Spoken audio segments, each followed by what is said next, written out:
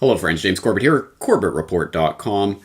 In case you hadn't noticed, I am back from vacation, and if you haven't noticed, why aren't you subscribed to the Corbett Report feeds at CorbettReport.com or become a member of the site at CorbettReport.com/members? That having been said, this is another edition of Propaganda Watch, and this week we're going to start by taking a little stroll down memory lane. Do you remember way back last summer when I warned about the internet censorship problem reaction solution? Do you not think that Zuckerberg and his pals are wetting their pants in anticipation of a government stepping in and declaring that Twitter and Facebook and what have you, these are now such important platforms that we must now, well, of course, acknowledge their monopoly status and then regulate them. They want this. They desire this. Oh, don't throw us in the Briar patch and make us into the monopolies that we want to be. Well, for those of you who don't remember that, or perhaps need a refresher, I urge you to go back and watch or rewatch or listen or re-listen to that episode of the Corbett Report from last summer, where I make the case as cogently and as forcefully as I can that, of course, what the big tech monopolists want more than anything else is government to step in and intervene in order to cement their position as the monopolists of the new public square. Twitter and Facebook and Instagram, this is the public square in the 21st century, and we must regulate them so that they play by the rules. And who will make those rules? Oh, I guess the Congress critters. Yay! Win-win for everyone, right? No, lose-lose for everyone. And if you need a refresher on why that is so, I wholeheartedly recommend that you go back to that Corbett Report podcast episode from last summer, where I make the point, because I realize it's counterintuitive and not a lot of people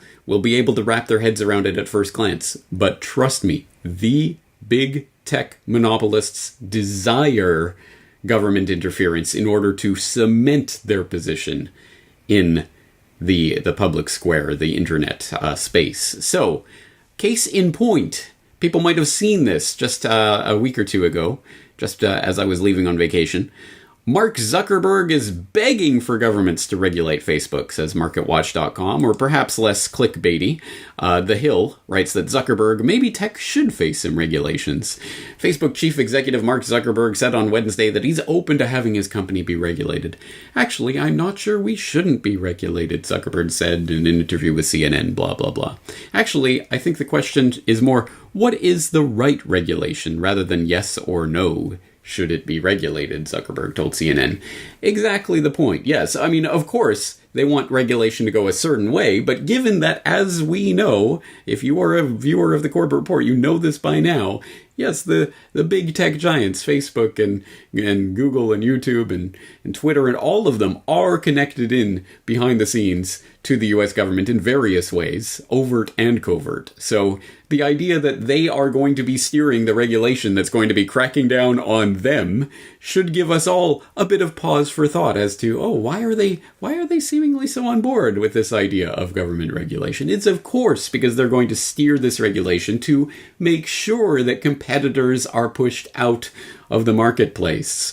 Bye-bye Minds, bye-bye Steemit, bye-bye BitChute, bye-bye anything that could pose any sort of threat to their monopoly on the internet and the internet social media space.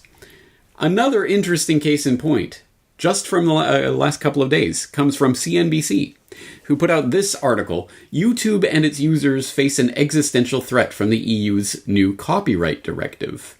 And it's obviously talking about that new EU legislation that is very vague and amorphous language that the various EU states are now going to have to implement into their own laws. They're going to have to enact laws to coincide with it, and it will, in various ways, potentially make YouTube and other internet platforms responsible for pre-checking, essentially, any copyrighted material that's uploaded to their platform. So not only are they, like YouTube and everything, standing after the fact, they would be imposing various filters and checks, which would basically eliminate satire and news comedy and parody and various other completely fair use cases, because the YouTube whatever is not going to be able to decide beforehand. They don't even decide after the fact, as you know by now. But anyway, let's get into the specifics of this article. They're talking about a couple of creators who make their livelihood on YouTube as TV and film reviewers and how this might affect them. And it says, like other content creators who have built brands and businesses on tech platforms like YouTube, they fear their livelihood and creative outlet could be threatened by a new copyright directive passed by the European Union in March. Under the new rules, which member states have 2 years to formally write into law, tech platforms like YouTube could be held liable for hosting copyrighted content without the proper rights and licensing. That's a big change from the status quo, which generally assumes platforms are not legally liable for their users' uploads so long as they take down infringing content once flagged. But according to the directive, companies like YouTube could soon be held liable unless they can also prove they made best efforts to get authorization for the content and prevent it from being shared without rights in the first place. YouTube and other tech platforms have argued that the only practical way to avoid liability will be to install even more restrictive content filters than the ones they currently have to prevent infringement.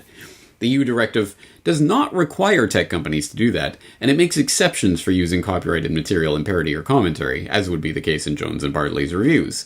But experts say, it will be difficult for platforms to create automated filters that can distinguish this context, at least at first.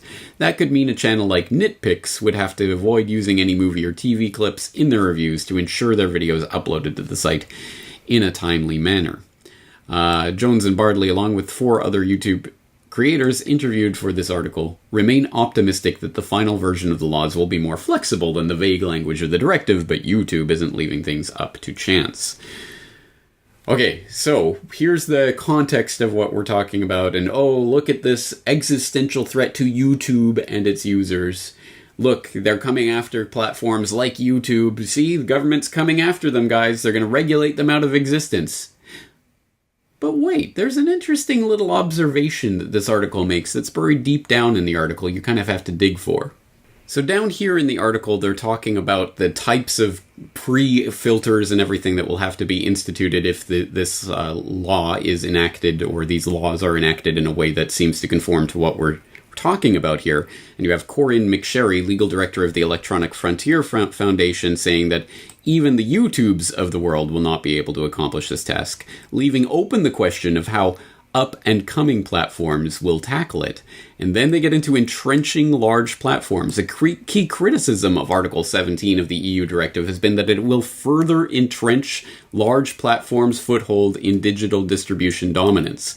The directive gives more leniency to companies with under 10 million euros in annual revenue with a product available to the public for less than 3 years, but legal experts say that in trying to get tech companies to pay their fair share for copyrighted content, the directive has created a new problem that only the tech giants can solve.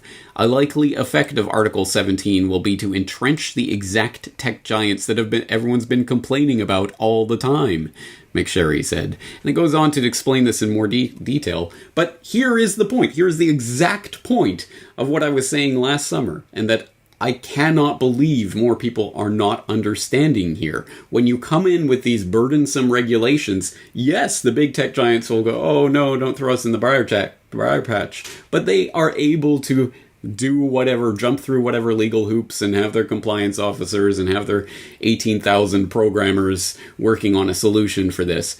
But think of the tiny upstart no-name platforms that most people have never heard of. The libraries and the Steemits and the DTubes and the BitChutes and all of these little platforms that will have no chance of implementing all of these types of filters and whatever else will be needed in order to jump through all the regulatory compliance hoops.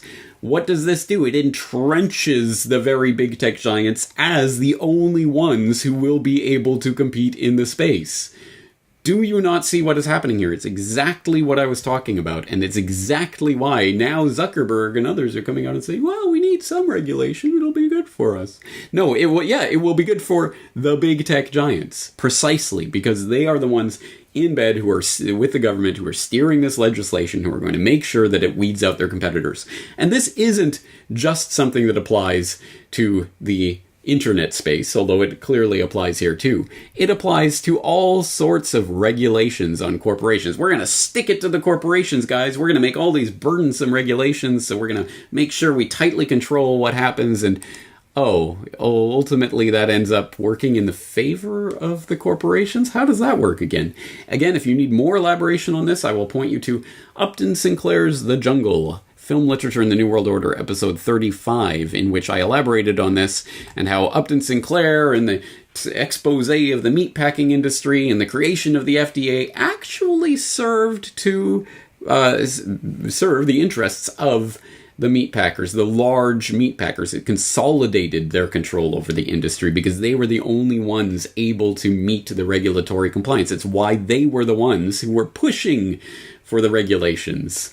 It's counterintuitive, and that's why. It's a false flag in the corporate arena. Corporations, no, don't regulate us. However will we survive once we've been entrenched as monopolies in the space? Because our competitors literally cannot jump through the regulatory hoops. That's the point of this, and that's exactly where this is heading. And then the end result of this is, oh, yay! Now they have to play by the government's rules and give everyone a Twitter and Facebook account. Oh, yay! Problem solved, guys! Do you really think this is how it's going to work? Anyway, again, not to say I told you so, but I told you so, and here it comes. Get ready for it. And they're going to try as best as they can to eliminate any competition. Luckily, we are already moving on to the various platforms, IPFS and other types of decentralized web opportunities that are out there right now.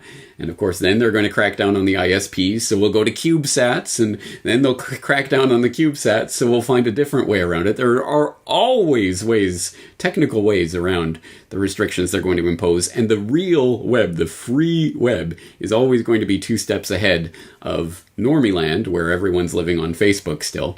But, and that's exactly how the internet was pioneered. It was pioneered largely by people who wanted that freedom, and they're going to have to explore new frontiers of the internet in order to find it, as increasingly the regulations start to come in and cement the monopolist's position of power. It's an extremely important point. It's one that we can learn a lot from. It's happening before our very eyes, and it's spilling forth through the news feeds right now. And as always, I'm going to be here covering it for you at CorbettReport.com. I hope you'll join me.